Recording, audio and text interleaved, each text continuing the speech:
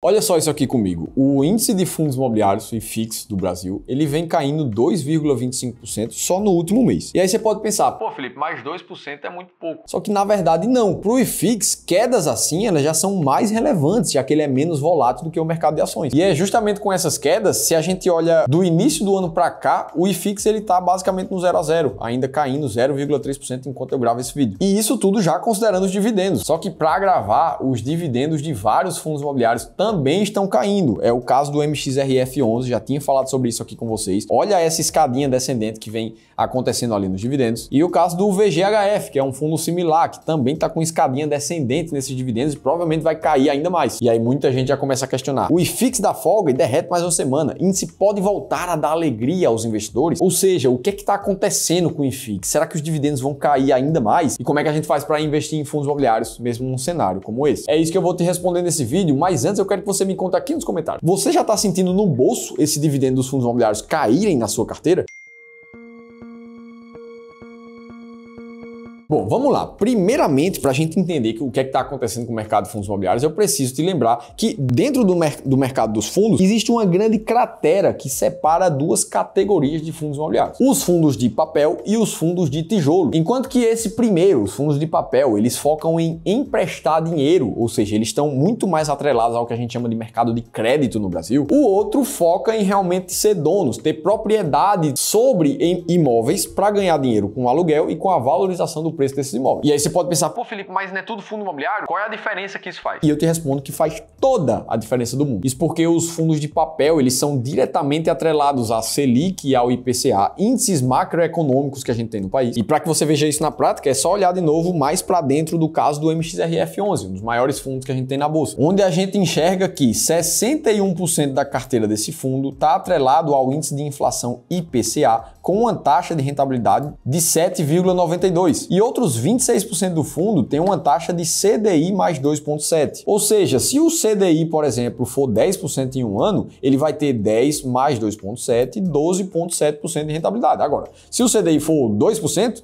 ele vai ter 4,7% de rentabilidade aqui. E isso tudo afeta diretamente os dividendos, que é justamente o que está acontecendo nesse momento, onde o MXRF11 vinha de um dividendo por cota de 12 centavos e agora ele já bate ali a casa dos 10 centavos, podendo cair ainda mais nos próximos meses. E além do impacto direto nos dividendos, a variação de taxas da Selic e da inflação, elas também causam o que a gente chama de marcação a mercado. Do mesmo jeito que acontece lá com o Tesouro Direto, que também é um título de renda fixa. Olha para esse gráfico aqui que mais parece um mercado de renda variável, mas na verdade é o preço de negociação dos títulos do Tesouro IPCA+, com vencimento em 2035. O que a gente vê é que no final de 2023, começo de 2024, cada título estava custando um pouco mais de R$ 2.300. E atualmente, enquanto eu gravo esse vídeo, a gente vê uma queda, onde os títulos estão custando agora, na verdade, pouco mais de R$ 2.200. Então é uma queda de mais de 5% ali em títulos de renda fixa. E como um fundo imobiliário de papel, ele tem justamente dentro da sua carteira títulos de renda fixa, esses títulos também sofrem o que a gente chama de marcação a mercado. E é por isso que quando a gente entra ali no relatório do MXRF11 e a gente olha o valor patrimonial por cota desse fundo, a gente vê que há 12 meses atrás o fundo tinha R$ 9,92 de patrimônio por cota, ou seja, do somatório de valores de títulos de renda fixa dentro da carteira dele, dava R$ 9,92 por cota, só que agora ele está com R$ 9,74. Basicamente, o patrimônio do fundo caiu nesse período, justamente por causa da marcação negativa que o mercado fez. Normalmente, quando o índice de inflação valorizar mais, já que o MXRF11 é mais atrelado à inflação, as cotas patrimoniais vão ser marcadas negativamente, que é justamente o que a gente viu nesse ano. E aí muita gente pode perguntar, Felipe, mas isso aconteceu só com o MXRF11? E na verdade não. Se a gente olhar para o índice TEVA de fundos imobiliários de papel aqui no Brasil, que são medidos por essa linha azul aqui, ó, mais fina, o que a gente vê é que nos últimos 12 meses os fundos de papel até tiveram uma boa valorização aqui no começo desse ano, só que de alguns meses para cá o que a gente vem vendo é uma queda nesses fundos. E algo muito parecido com isso também está acontecendo no mercado de fundos de tijolo. Olha só o XPLG como ele está nesse ano, caindo mais de 10%, é uma queda ainda mais forte. O caso do HGRE nos últimos últimos 6 meses, que já cai praticamente 14%. Ah, Felipe, isso está acontecendo com todo o mercado de fundos de tijolo? Vamos olhar para ele agora, no índice Teva de fundos imobiliários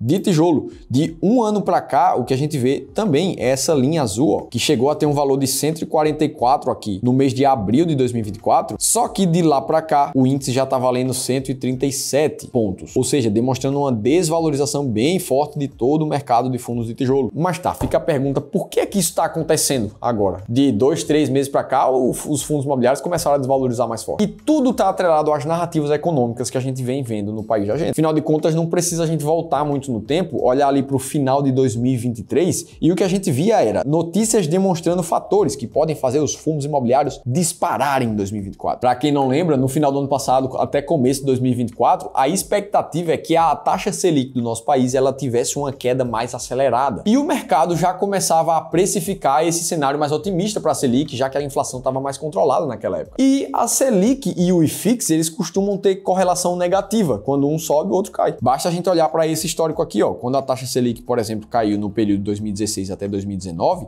foi uma das maiores altas que a gente já viu no mercado de fundos imobiliários acontecendo. Mas aí veio o grande problema. A expectativa da queda de juros, ela foi reajustada completamente. Ninguém mais está esperando que a Selic vai cair de uma forma tão rápida como se esperava no ano passado. Para você ter noção, no começo do ano, a expectativa do Boletim Focus, que é o documento oficial emitido pelo Banco Central, dizendo qual é a expectativa da taxa Selic para o final do ano, dizia que a Selic provavelmente ia terminar o ano 2024 em 9%. E aí veio a primeira alteração dessa expectativa para o final do ano. Agora a expectativa já era que a Selic terminasse ali o ano em 9,5%, já foi mais alta. E nesse momento a gente já vive outra alteração no Boletim Focus, já dizendo que a taxa Selic vai terminar o ano muito provavelmente em 10,5% ao ano. E se a gente entra no último comunicado do Copom, do Conselho de Política Monetária do Brasil, a gente já vê inclusive que o Banco Central pode voltar a subir a taxa de juros caso seja necessário. Então o cenário deu uma mudada aqui. Tá, Felipe, mas o que é que isso tem a ver com os preços dos fundos imobiliários? De novo, tudo. O mercado financeiro ele tenta precificar expectativas do futuro. No momento que as expectativas estão mais otimistas, os preços sobem. E a gente consegue ver isso muito claramente quando a gente olha para os últimos 5 anos do índice de fundos imobiliários. Basicamente, do ano de 2020 para frente aqui, a gente viveu uma lateralização no mercado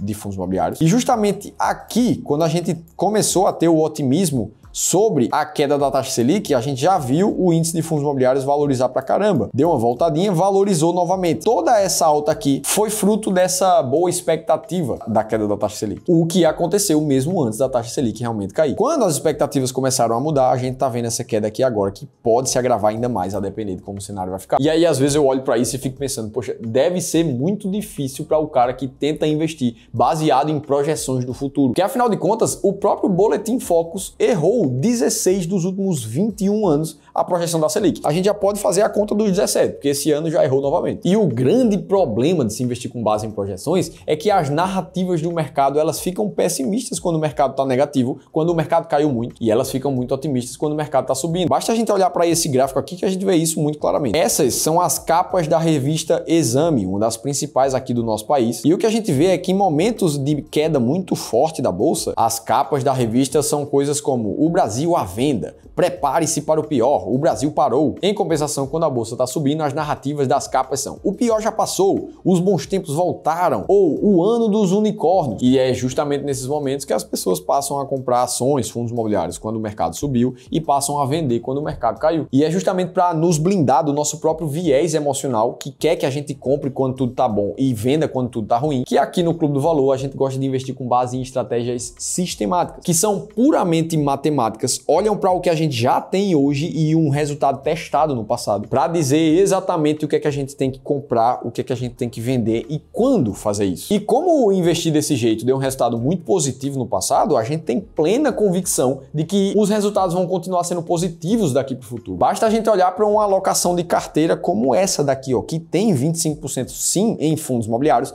mas tem também outras classes de ativos. E uma carteira como essa teve uma rentabilidade muito positiva nos poucos mais mais de 20 anos atrás, rendendo praticamente 3 vezes o que rendeu o Ibovespa no mesmo período. E é por isso que, se você ainda se sente inseguro em relação à sua carteira, não sabe exatamente a hora de comprar ou de vender um ativo, ou no mínimo você quer ter uma segunda opinião sobre a carteira que você tem de investimentos atual, eu preciso te convidar para uma consultoria gratuita que a gente está fornecendo com um dos nossos especialistas de investimentos aqui do Clube do Valor. Para você participar, é só preencher esse formulário que vai aparecer no link aqui em cima ou no primeiro link da descrição do vídeo também. Beleza, agora fica a próxima pergunta. O que vai acontecer com os dividendos dos fundos imobiliários? E a resposta é, provavelmente vão continuar caindo. Afinal de contas, se a gente pega um fundo como o VGHF, por exemplo, a gente vê que, como todo fundo de papel, ele tem uma parte da sua carteira que é atrelada à IPCA e outra parte ao CDI. Ou seja, se o CDI continuar no patamar que ele está, tentando controlar a inflação e trazer o IPCA para baixo, a gente vai ver o IPCA trazendo o dividendo desse fundo para baixo também. Felipe, no caso dos fundos de tijolo, como é que acontece com os dividendos? Bom, se a gente olhar para o HGLG como exemplo aqui, o que a gente vai ver é que cada mês do ano, alguns dos clientes do HGLG reajustam um contrato de aluguel que eles têm. E a maior parte desses aluguéis aqui é atrelada ao índice de inflação IPCA. Ou seja, se o cara paga ali, sei lá, 100 mil reais de aluguel no mês, quando chegar o mês de janeiro aqui, por exemplo, 24% dos clientes do HGLG vão ter 100 mil reais de reajuste mais o índice de inflação que foi do ano passado inteiro. Então, se a inflação vier mais baixa, o aumento do aluguel desses inquilinos aqui dos fundos imobiliários vai aumentar menos. Ou seja, um impacto direto também nos dividendos dos fundos de tijolo. O que a gente compreende aqui é que o mecanismo dos fundos imobiliários, eles vão seguir atrelados à Selic, à inflação, à IGPM, independente de qualquer coisa que esteja acontecendo no país. Isso não muda. E mais, as expectativas que o mercado tem vão continuar se incorporando no preço. Se a economia está mais otimista, o mercado vai acabar subindo mais e o contrário também vai ser verdade. O fato é que, nesse momento, a gente segue tendo oportunidades de fundos imobiliários que fazem muito sentido. Basta a gente olhar para aqui para um IRDM da vida, um fundo Iridium, que tem uma rentabilidade média dos seus títulos de crédito da carteira que fica em quase IPCA mais 9. Se você pensar que isso aqui é isento de imposto de renda, cara, isso aqui é equivalente a um IPCA mais 12, mais ou menos, do Tesouro Direto. Então, são taxas de rentabilidade muito altas. Ou o caso de um fundo KNRI, o que é a renda imobiliária, por exemplo, que é um fundo de tijolo com rentabilidades de dividendos nos últimos 12 meses ali em mais de 8% ao ano e que ainda está com PVP abaixo de 1. Também, se você coloca na conta a isenção de imposto de renda, isso aqui é uma rentabilidade que continua fazendo muito sentido, independente do cenário que a gente está vivendo. E o fato é que ativos de renda variável precisam ser observados no longo prazo. Se a gente olha para o histórico do IFIX, a gente vê uma rentabilidade positiva que continua subindo desde quando o índice foi criado. E o melhor ainda disso tudo é quando você consegue selecionar os melhores fundos imobiliários da bolsa. Afinal de contas, a gente está falando de uma bolsa com mais de 200 fundos imobiliários diferentes. Você precisa saber sempre qual é o melhor para você e qual o pior para você que você deve vender também. Inclusive, tanto o KNRI como o IRDM estão dentro de uma das estratégias que a gente usa aqui no Clube do Valor, chamada Fundos Imobiliários Classe A. Nessa estratégia, a gente aplica alguns filtros no mercado, ou seja, a gente tira fundos imobiliários que estão alavancados, fundos imobiliários de setores que são mais arrojados, como os setores de desenvolvimento. A gente retira também fundos